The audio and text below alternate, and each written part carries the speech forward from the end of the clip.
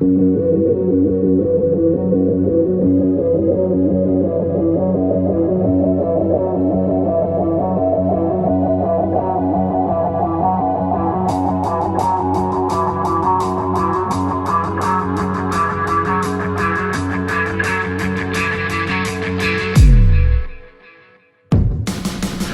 is up, Mohawk Nation? You are listening to the admin of information, the prosecutor of propaganda, the initiator of instant news, the crusader of character, the watchdog of corporate crap. That's me. I'm Gary Franchi, joining you live this week on the Tony Style Show, filling in for Tony while he's hard at work out at his hometown in Omaha, Nebraska. Now, when Tony asked me initially to host his show, I said, "Are you crazy? I with everything on my plate, Tony, I don't have a second to spare." But I gave it some thought.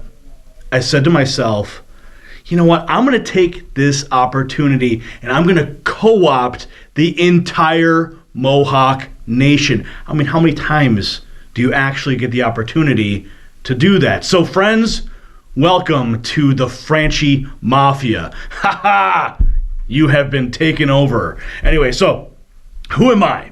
Who is Gary Franchi? Why does he get tapped to co-opt Tony's show? And that's because I've got a news program of my own that is blasted out on a 1 million watt antenna to 6 million homes a night down in South Florida. So let me say a big hello to all of my fans living up in South Beach tonight. All kidding aside, let me share with you a little bit what I do at nextnewsnetwork.com. It is the first of its kind 24/7 online streaming news network. I built this news network, Next News Network, in response to my feelings and my view that the mainstream media, the corporate media, the spoon-feeding media of today is not fulfilling the needs of the American people, and that is why America is where it is today, because of the corporate corruption and the cronyism that takes place with the media and the government, hand in hand. So, Next News Network is my answer to the corporate corruption. So what have we got going on today? What are we going to do while Tony's away? Well, I'm going to take you inside CNN to give you a very unique perspective, something you're not going to find anywhere else. Only here on the Tony Style Show, only from nextnewsnetwork.com. I'm going to give you an inside look at what goes on by sharing with you some exclusive interviews that I've done. First, a whistleblower, Amber Lyon. We're going to talk to her. You're going to see her testimony. You're going to hear her testimony of how CNN actually planted state stories. They asked her to plant state stories into her reporting. She was a former CNN reporter. So you're going to hear her firsthand testimony of how CNN was planting news to benefit the state. This is an exclusive here. Now, do you remember that old limey Brit, Pierce Morgan, over there on CNN? Do you remember him when he was preaching all about gun control? And when I saw that for the first, when I saw his interview, and he was out there slamming gun owners, I was like, who is this guy think he is? Who does this guy think he is telling Americans what we can do with our guns? I'm sorry, but we fought a revolution so that these redcoats wouldn't come into our country again and tell us how to load our weapons, or if we can. So when I saw that, I was pretty upset. So we're going to hear an interview that I did with Alex Jones, the legendary radio presence. He went on the Pierce Morgan show and gave Pierce a piece of his mind. So Alex is going to give you an exclusive inside what happened behind the scenes at his appearance there. Plus, you are going to get the perspective of Ben Swann, the former Cincinnati Fox News anchor who defected to the independent media. His insight, his knowledge of how the media works is going to tie this whole little show together. And when you walk away from the Tony Style Show this week, you're going to have a whole new look on how the media controls the American people. All right, that's it. Let's go now to my interview with radio host Alex Jones discussing his recent clash with Piers Morgan. Before January 7th, independent broadcaster Alex Jones was well known and widely respected among people who look to the alternative media for news about current affairs. His recent televised confrontation with CNN host Piers Morgan introduced Jones to an even larger global audience. More importantly, it broke the media embargo on frank discussion of the United States government's drive to disarm the American people. Here's a clip. My family in the Texas Revolution against Santa Anna, my family was at the core on both sides starting that because Santa Anna came to take the guns at Gonzales, Texas. Pierce, don't try what your ancestors did before. Why don't you come to America? I'll take you out shooting. You can become an American and join the Republic. You finished? Piers Morgan, who inherited the CNN time slot long occupied by Larry King, has made it clear that he believes the public should be disarmed. He has been candid about his contempt not only for the Second Amendment, but for the U.S. Constitution itself, which he considers to be an outdated and useless document, and even for the Holy Bible, which he considers to be similarly flawed. Before appearing on Morgan's CNN program, Jones had organized a movement demanding the deportation of the British talk show host.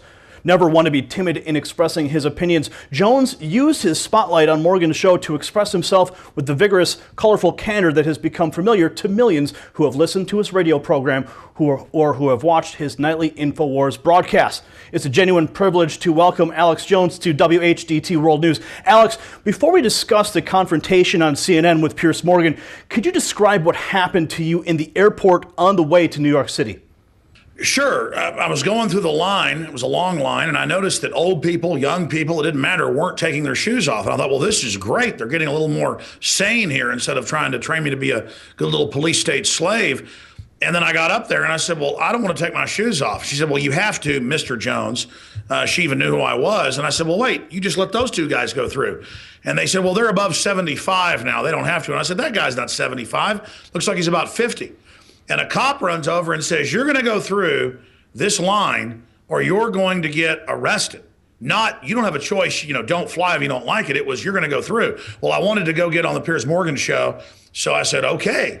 But Rob Dew was flying with me and he was able to shoot video and take photos of it so we could later show people what happened. And that became a national news story because of the Drudge Report linking to it, even before I got to the program with Morgan in New York City. Now, Alex, what happened to you after you left the studio to go back to your hotel? Well, we were followed multiple times by guys coming out of doorways and stuff. We decided to walk instead of take a car, the 10 blocks or so, or 8 blocks or so. And they would come up, and it was clearly police. Where are you going? You planning a protest? Planning to do something to Morgan? And it was obviously police detective types in plain clothes with their guns and stuff under windbreakers.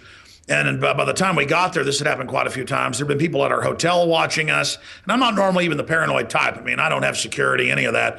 And then once we left, they were talking to their pieces and following us. And where you'd walk out and a guy would be talking into his sleeve and then turn and walk into a wall to get away from your camera. A talk radio network reporter in D.C. asked Bloomberg polite questions, and they grabbed him and stuff, and then followed him a mile away to where he was staying. So this is what Bloomberg goons do, just showing how authoritarian this guy has gotten, telling us how big a soft drink can be, or how many pain pills doctors can prescribe. I mean, I thought when I left home, I didn't have a mother anymore telling me what to do when I was 18 years old, but I guess Mayor Bloomberg is now my mommy and my daddy, so that's what happened there. Now let's get into the CNN interview itself, because let's talk about it. An up-close and personal perspective from your point of view. What was Piers Morgan's reaction to you and the opinions you expressed? Was he hostile? Was he contemptuous and intimidating? He was very cold and a lot skinnier than he looks on television, almost wraith-like. And about 10 minutes before we went live there in the studio, where I'd actually been before, I've been to CNN studios 3 times in that same area, they came and set me down and said, oh, look, he's not wearing a sports jacket. Look at his belly. Because sitting down, I have a little bit of a pot belly. And so they had us sit out front in chairs, and they angled it and were giggling about it. And Piers Morgan was very cold. And they had promised, oh, we're not going to have victims on right before you go on. I had said, hey, I bet you're going to have victims on right before me. And they go, oh, no, we promise. And then sure enough, victims right before me. And I'm going to ask you what you think of those victims. And so it was all a big setup. I knew he'd hit me with little factoids and things instead of the general issue of, hey, you guys want to take the guns. You've taken the guns all over the world. You want to disarm the American people. I thought it was just time to get in his face and not be dominated by him like he dominates everybody else. And plus, I also had a pretty bad cold and a fever at the time. So I think that kind of supercharged my anger because I almost didn't fly to New York, but I did it.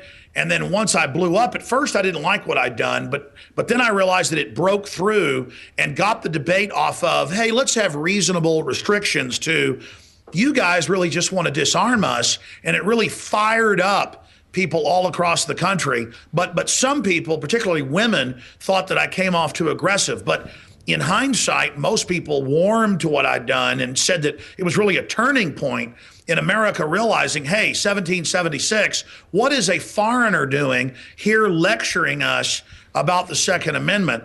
And Forbes worked with a big data mining company. They had a headline about it a few weeks ago. The fact that the pro-gun groups are winning the Second Amendment debate. And they look at that date or right around that area as when the tide really flipped online against the anti-gun crowd and for the pro-liberty, pro-self-defense Second Amendment movement. And that's what's so exciting about this is they tell us don't get aggressive, it's discrediting. They say don't get in the system's face, it's discrediting. They say that because that's how we're going to win, is awakening the sleeping giant that is America and the rest of the world and saying stop trying to take our Bill of Rights and Constitution. You're listening to Gary Franchi speaking with Alex Jones right here on the Tony Styles Show. We got to take a quick break, and we'll be right back with the rest of this exclusive inside interview of CNN and Piers Morgan. Stay tuned. You don't want to miss this.